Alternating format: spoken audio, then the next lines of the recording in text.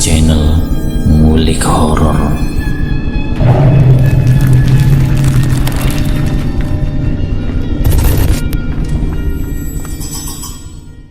Assalamualaikum warahmatullahi wabarakatuh. Jumpa kembali di channel Ngulik Horor. Channel kami menceritakan tentang kisah-kisah misteri yang mungkin bisa menemani agan-agan dan sista semua ya. Di kesempatan kali ini saya akan melanjutkan kisah misteri yang berjudul Liburan Berujung Maut bagian yang kedua. Yuk, daripada kita lama-lama, langsung saja mari kita lanjutkan ceritanya. Aku memutuskan untuk tidak memberitahu Rama dan yang lainnya. Memang sebenarnya aku sangat cemas dan sangat kepikiran atas perkataan nenek asing yang bernama Nenek Narti tadi. Namun aku berusaha membuang rasa takut ini, berusaha mengabaikan perkataan nenek itu. Toh kata ibu penjual bunga tadi, Nenek Narti itu stres atau bisa dikatakan gila. Lantas kenapa aku harus percaya dengan omongan orang yang sudah pasti gila? Tenang Siska, semua akan baik-baik saja, batinku dalam hati. Kamu kenapa sis? Dari tadi kok diam saja?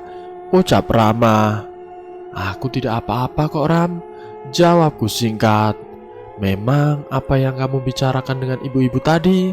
Tanya Rama lagi, yang pertanyaannya tadi tidak sempat aku jawab. Oh itu, cuma sekedar tanya-tanya kok Ram, jawabku sedikit salah tingkah.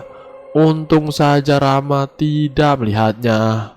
Oh, kirain kamu ngobrolin apa tadi, balas Rama. Enggak kok. Oh ya, nanti kita jadi ke Curug Bentul enggak?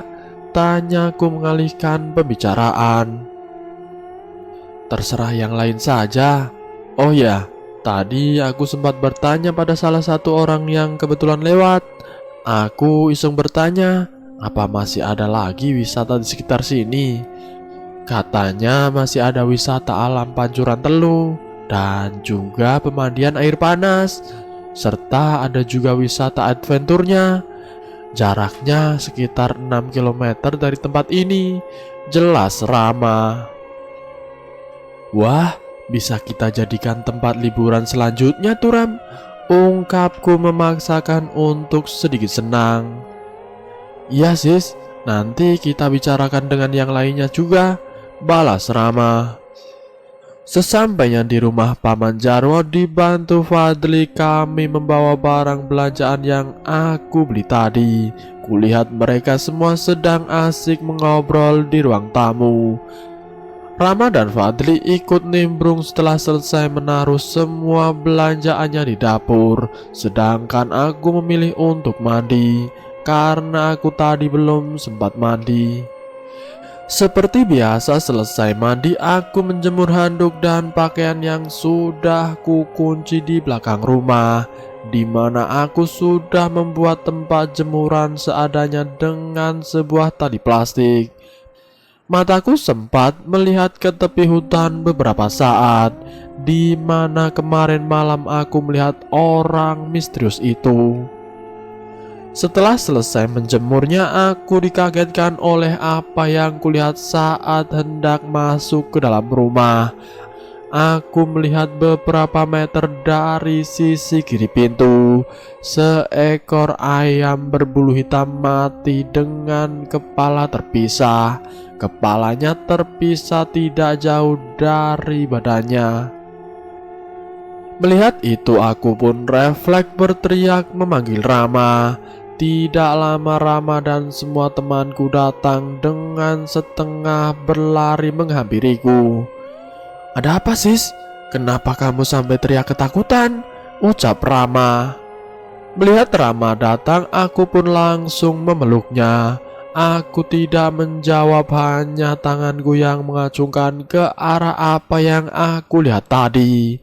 Melihat itu Fadli dan Eko mendekat dan memeriksanya. Oh, cuma ayam mati sis. ucap Eko setelah beberapa saat memeriksanya. Ya, mungkin mati diserang binatang lain apa ya? Kasian ya, sampai kepalanya putus begini. Tambah Fadli yang sekarang sudah berjongkok di depan ayam mati itu. Namun tak ada gunanya aku terus mendebat. Jelas aku kalah karena Fadli dan Eko kekeh kalau ini adalah hal wajar. Rama hanya bisa menenangkan dan meyakinkanku bahwa ucapan Fadli dan Eko benar. Hanya saja aku, Dina, dan Rini sebagai para perempuan saja yang masih takut akan hal itu. Aku mulai merasakan kejanggalan atas beberapa kejadian yang akhir-akhir ini aku alami. Ya, hanya aku saja yang mengalami semuanya, tidak seperti yang lainnya, cuma beberapa di antaranya. Pertama, peringatan Pak Dharma agar kami jangan pergi ke sisi selatan hutan, di mana kata Pak Dharma merupakan tempat yang dianggap angker dan keramat. Kedua, aku melihat orang misterius yang sempat 3 kali kulihat. Ya, orang itu sempat berlari ke arah selatan hutan. Ketiga, aku dibuat kaget dengan perkataan Nenek Narti, nenek yang dianggap gila karena kehilangan anak satu-satunya sekaligus menantunya, agar kami segera meninggalkan tempat ini. Keempat, baru saja aku melihat bangkai ayam mati dengan kepala terpisah. Apa mungkin ayam itu mati diserang binatang lainnya?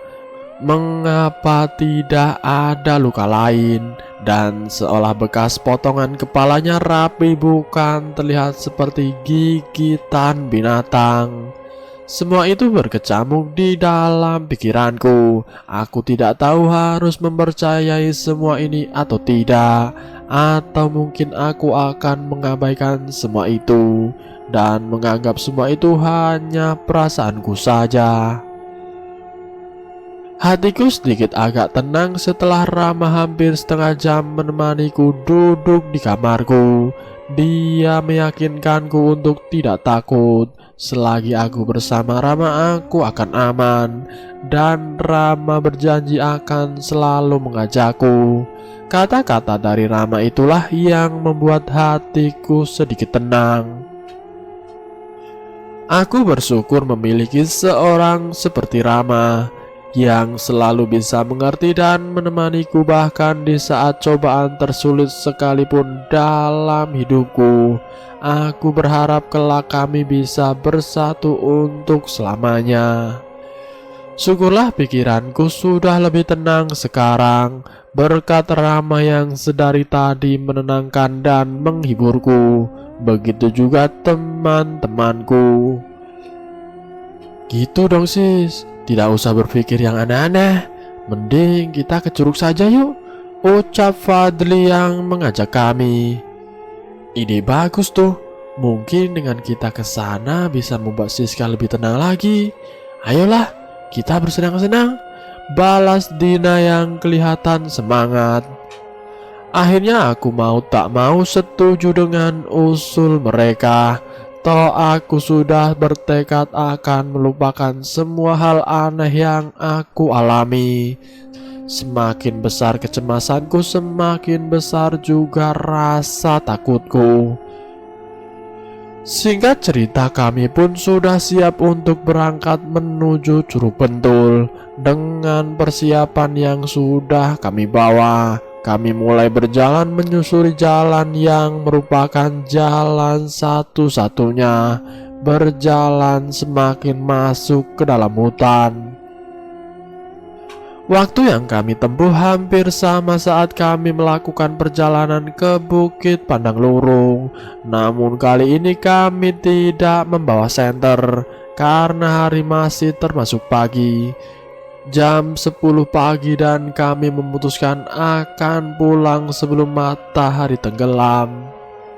Tibalah kami di jalan bercabang, jalan di mana ke kiri yaitu arah menuju Bukit Pandang Lurung yang kami kunjungi kemarin, sedangkan arah kanan adalah arah menuju Curug Bentul.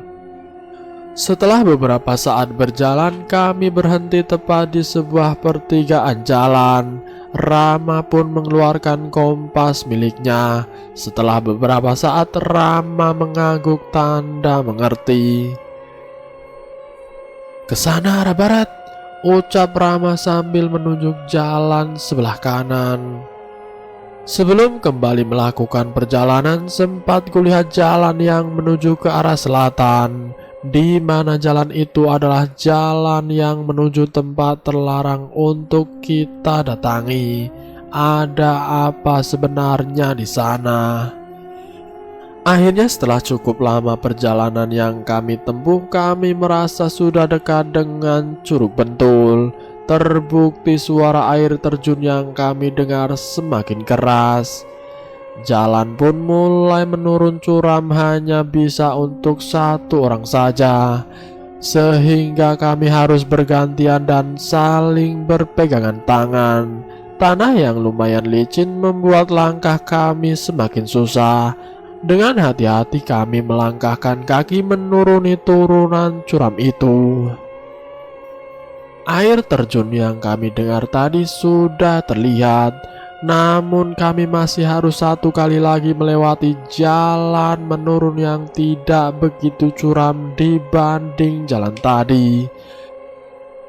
Setelah susah payah, kami pun sampai tepat di depan sebuah curug berbentuk bundar yang berdiameter kurang lebih 15 meter, dengan aliran air yang berasal dari air terjun yang kira-kira setinggi 25 meter. Di sebuah batu besar kami menaruh beberapa tas bawaan kami, sedangkan aku memilih mendekat ke curug, menikmati sejuk dan segarnya suasana alam ini, ditambah cipratan dari air terjun yang mulai membasahi tubuhku. Maklum saja aku jarang-jarang bisa menikmati keindahan alam seperti ini. Di kota mana mungkin ada. Begitu Fadli dan Eko menaruh tas bawaan kami, kulihat mereka langsung melepaskan pakaian mereka. Rupanya mereka sudah tidak sabar untuk mandi dan berenang di curug ini. Sedangkan Dina dan Rini masih duduk dengan cemilan di tangan mereka. "Kamu suka, Sis?" tanya Rama yang sudah ada di belakangku. "Ya Ram, aku sangat suka. Suasana seperti ini yang membuatku adem, tenang, dan damai. Rasanya aku tidak ingin pulang deh," jawabku tersenyum. "Syukur deh kalau begitu. Aku juga senang melihat kamu senang sayang," ucap Rama memelukku dari belakang. Karena itu pakaian kami pun jadi basah karena ulah jahil Fadli dan Eko tadi. Kuputuskan aku dan Rama juga ikut mandi, diikuti Dina dan Rini yang tidak lama menjeburkan dirinya ke air. Kami pun bersenang-senang, aku dan Rama membalas Fadli dan Eko dengan cipratan air juga. Rini dan Dina yang baru menceburkan dirinya pun jadi sasaran cipratan kami. Bahkan beberapa kali kulihat Fadli dan Eko naik hampir setengah air terjun untuk melompat ke bawah dengan gaya-gaya mereka yang lucu. Hari itu adalah hari yang menyenangkan bagi kami, bukan melainkan hari yang justru ternyata terakhir kali kami merasakannya. Hari yang tidak kami ketahui di mana hari ini adalah hari terakhir kami bisa berkumpul dan bersenang-senang bersama. Hari dimulainya teror secara jelas dan terus-menerus yang ditunjukkan kepada kami. Juga hari-hari terakhir melihat senyum tawa dan canda dari teman-temanku. Hari yang sungguh tidak kami duga. Tidak terasa sudah lebih dari 2 jam kami bermain air di curug ini. Kami memutuskan untuk kembali ke daratan. ke batu besar tempat di mana barang-barang kami diletakkan. Aduh, mulai lapar ini, ucap Dina yang memeriksa bungkusan cemilan yang ternyata sudah habis. Ya, aku juga, Din. Apa kita pulang saja ya? Balas Rini. Masa pulang sih? Baru jam 2 lewat dikit. Kita cari makan di sekitar sini saja. Siapa tahu ada pohon yang buahnya bisa kita makan. Ucap Eko tidak setuju. Tadi kayaknya aku lihat di sebelah sana deh. Tidak tahu sih itu buah apa tadi. Sambung Eko sambil tangannya menunjuk-nunjuk pohon yang lumayan jauh. Ya udah, kalian cari dan petik beberapa buah tadi. Sedangkan aku akan mencari ikan dengan ini. Ucap Rama menunjukkan tongkat kayu yang panjangnya kira-kira 2 meter. Oke, siap. Aku berangkat berdua sama Eko ya. Kalian para perempuan di sini saja. Jangan kemana-mana ya. Ucap Fadli yang mulai berjalan dengan menarik tangan Eko. Siap para kaum lelaki, jawab Rini tertawa yang diikuti tertawaku dan Dina. Kulihat Rama sedang meruncingi kayu yang dipegangnya tadi, berbekal sebuah pisau yang sengaja Rama bawa dari rumah. Setelah merasa cukup runcing, Rama siap untuk mencari ikan. Hati-hati Ram, ucapku sebelum Rama pergi. Yang banyak ya, tambah Dina tertawa meledek. Tenang saja, pasti itu, balas Rama tersenyum. Setengah jam berlalu, kami lihat Fadli dan Eko kembali dengan membawa seplastik buah yang mereka tenteng. Kami pun langsung menyantap buah tersebut, seperti buah jambu namun berwarna kuning kemerahan. Selang 15 menit, Rama pun kembali dengan beberapa ekor ikan yang berhasil ditangkapnya. Wih, hebat juga kamu Ram. Udah kayak orang pedalaman saja, nangkep ikan pakai tombak. Tutur Eko tertawa yang melihat Rama meletakkan hasil tangkapannya itu. Tapi tidak seperti orang pedalaman juga kali, balas Rama. Kami pun tertawa sekaligus senang melihat para lelaki berhasil mendapatkan makanan. Dengan pisaunya Rama langsung membelah ikan-ikan tersebut untuk dibuang isi perutnya dan juga membersihkan sisiknya. Sedangkan Eko dan Fadli menyiapkan kayu dan ranting kering untuk membakar ikan-ikan tersebut. Setelah ikan yang kami bakar sudah mulai menghitam dan matang, kami pun mulai menyantapnya. Entah aku tak tahu itu ikan apa, tapi rasanya sangat enak menurut kami. Apa mungkin juga karena kami yang sudah merasa sangat lapar. Tidak terasa waktu sudah menunjukkan pukul 3:30 sore. Kami memutuskan untuk pulang karena kami para wanita harus memasak dan kami tidak mau kalau kami harus memasak malam hari. Ya, karena memang belum ada listrik di tempat ini. Hanya ada lampu Petromax dan beberapa lilin. Lagi pula kami juga tidak membawa senter. Perjalanan pulang pun kami mulai dengan melalui jalan yang tadinya menurun berubah menjadi menanjak. Aku dibantu Rama karena jalan yang cukup licin itu. Akhirnya dengan susah payah kami berhasil melewatinya. Namun baru beberapa langkah kami berhenti karena Rini kebelet kencing. Tungguin bentar dong, aku kebelet pipis nih, ucap Rini pada kami. Mau aku temenin gak? Tanya Fadli. Gak ah, nanti malah kamu ngintip lagi, tukas Rini.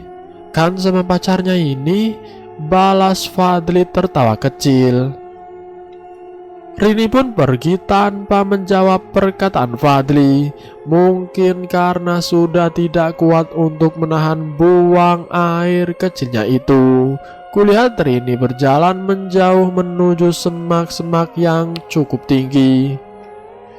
10 menit kami menunggu, namun belum juga Rini kembali. 15 menit. Lama bener ini kencingnya, ucap Eko yang sudah mulai jenuh menunggu.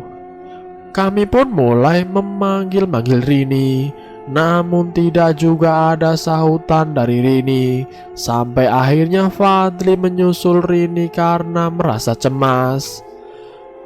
Kami masih menunggu, berharap tidak terjadi apa-apa dengan Rini. Setelah beberapa menit Fadli muncul setengah berlari dengan wajah yang cemas dan pucat. "Kok sendirian? Mana Rini?" tanyaku. "Dia tidak ada di mana-mana. Aku sempat berkeliling tadi di sekitar tempat yang dia gunakan untuk kencing, tapi tetap aku tidak menemukan Rini. Rini hilang," ucap Fadli yang mulai sedih. "Bagaimana bisa? Ya sudah, ayo kita cari sama-sama," kata Rama cepat. Kami pun mulai menyusuri jalan yang tadi dilewati oleh Rini. Memang kita melihat tempat yang digunakan Rini untuk kencing tadi. Terbukti rerumputan yang bekas diinjak itu basah oleh air kencing Rini. "Rini, kamu di mana?" teriak Fadli cemas. Kami pun bergantian memanggil Rini sambil mulai berpencar. Aku bersama Rama, Eko, dan Dina, sedangkan Fadli memilih mencari sendiri. Kami terus masuk ke hutan mencari Rini dengan sesekali memanggilnya berharap ada sahutan darinya. Seperti kesepakatan, kami berkumpul kembali ke titik di mana Rini hilang. Kulihat Dina dan Eko sudah di sana, yang langsung menggeleng kecewa ketika melihat kedatanganku dan Rama. Kami cuma bisa berharap Fadli akan menemukan Rini. Kami menunggu dengan gelisah berharap Fadli datang bersama Rini. Setelah menunggu selama 15 menit, Fadli kembali dengan air mata yang telah tumpah entah dari kapan. Kami yang melihat keadaan Fadli hanya bisa menenangkannya dan berusaha meyakinkan bahwa Rini akan kita temukan. Hari semakin sore, kulihat sudah pukul 5 sore. Kami pun mulai bingung harus bagaimana. Sebentar lagi malam akan tiba. Kami harus mencari Rini. Namun di lain sisi kami tidak membawa senter. Bagaimana kami harus mencari Rini di tengah hutan pada malam hari yang sangat gelap tanpa ada penerangan sedikit pun. Sebentar lagi malam. Bagaimana kita bisa melakukan pencarian tanpa ada senter? Ucap Eko gelisah. "Apa sebaiknya kita pulang dulu saja ya, ambil senter, nanti kita kesini lagi," kata Dina yang mulai lelah. "Tidak, aku tidak akan pulang sebelum Rini ditemukan. Kalau kalian tidak mau mencarinya, biar aku sendiri saja yang mencarinya," ucap Fadli yang agak tersinggung dengan ucapan Dina. "Tenangkan dirimu, Fad. Bukannya kami tidak mau mencari Rini. Bagaimana kita mencari Rini di tengah hutan yang gelap tanpa penerangan sedikit pun? Itu akan mempersulit pencarian kita juga," ungkap Rama yang berusaha menenangkan Fadli. Namun Fadli tidak menjawab. Dia kembali menangis dan menyandarkan tubuhnya di sebuah pohon. Melihat itu kami semakin bingung harus melakukan apa. Sampai akhirnya Rama mempunyai ide yang menurut kami merupakan jalan satu-satunya. "Oke, kalau begitu kalian semua tunggu di sini. Aku akan kembali ke rumah sendiri, mengambil senter dan beberapa peralatan untuk berjaga-jaga kalau sampai kita harus menginap malam ini," Tenanglah Fat, aku akan kembali secepatnya. Kita akan mencari Rini bersama sampai dia ditemukan, ucap Rama meyakinkan Fadli. Sebelum Rama pergi, dia sempat mengangguk dan mengusap kepalaku. Sampai akhirnya aku membalas anggukannya dengan air mata yang mulai menetes. Kulihat Rama berlari menerobos semak-semak hingga hilang dari pandanganku. Kami pun sempat dibuat kebingungan karena keinginan Fadli yang ingin mencari Rini lagi. Untung saja Eko sigap memegang tangan Fadli untuk menyegahnya. Cukup lama kami menenangkan Fadli hingga akhirnya Fadli mau mengerti. 1,5 jam semenjak Rama meninggalkan kami, hari semakin gelap. Sang surya pun sudah tidak menambahkan lagi cahayanya. Keadaan sudah gelap gulita. Untuk melihat Dina yang persis di sebelahku pun aku tidak bisa. Sedangkan Eko masih duduk di sebelah Fadli sekaligus menjaganya agar tidak pergi mencari Rini sendirian. Kami hanya bisa duduk dengan harapan Rama segera kembali. Sampai akhirnya kami melihat cahaya dari kejauhan perlahan mendekat dan semakin dekat. Rama, gumamku. Rama dengan berlari menghampiri kami. Kulihat nafasnya yang tersenggal setelah tepat duduk di sampingku. Aku memeluknya dan bersyukur Rama bisa datang dengan cepat. Setelah mengatur nafasnya, Rama membuka salah satu tas yang dibawanya. Dia mengeluarkan 4 buah senter yang diberikan pada kami. Pencarian pun kami mulai. Karena keadaan sudah gelap, kami memutuskan untuk tidak berpencar. Karena kami tidak mau pencarian ini malah akan membuat kami tersesat. Dengan dibimbing Fadli, kami mulai melakukan pencarian ke arah timur, menerobos semak-semak yang cukup tinggi dan sesekali memanggil-manggil nama Rini. 2 jam kami menelusuri dan semakin jauh masuk ke hutan. Namun hasilnya nihil. Tidak ada tanda-tanda adanya Rini. Sampai kami memutuskan untuk istirahat sejenak. Meluruskan kaki kami yang mulai pegal dan bahkan kulihat kaki Rama terluka. Mungkin akibat dia berlari menerobos semak-semak tadi. Kami mulai lelah dan lapar. Untung saja masih ada beberapa buah sisa tadi yang Fadli dan Eko petik. Hanya dengan buah tersebut kami mengganjal perut kami. Setelah merasa cukup untuk kami istirahat, kami melanjutkan pencarian kembali. Namun hasilnya tetap nihil. Tidak ada tanda-tanda apapun tentang keberadaan Rini. Tidak terasa sudah 4 jam lebih kami melakukan pencarian. Kulihat jam tanganku menunjukkan pukul 11 malam kurang. Karena kami sudah sangat lelah, Rama menyarankan kita untuk menghentikan pencarian. Dengan alas 1 buah tikar ukuran 3x4, aku rebahkan tubuh lelaku. Tidak lupa Rama juga sudah membawa 2 buah selimut dan jaket untuk aku dan Dina. Besok pagi baru akan kita lanjutkan pencarian. Hanya aku dan Dina yang merebahkan diri. Sempat kulihat Rama dan Eko masih menenangkan Fadli. Sampai akhirnya mataku terbejam karena saking letihnya. Begitupun Dina yang sama letihnya denganku. Dan bersambung. Itulah kisah misteri yang berjudul Liburan Berujung Maut bagian yang kedua. Jika nanti ada kesempatan, saya akan melanjutkan ke bagian berikutnya. Tentunya di bagian yang berikutnya lebih menarik lagi. Jadi Anda jangan melewatkannya. Terima kasih sudah mampir di channel kami. Jika kalian tertarik dengan video kami, silahkan tekan tombol like, share, dan komen. Tekan subscribe untuk mengikuti video kami selanjutnya.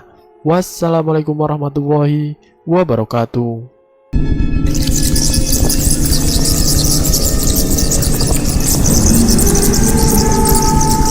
Selamat datang di channel Ngulik Horor.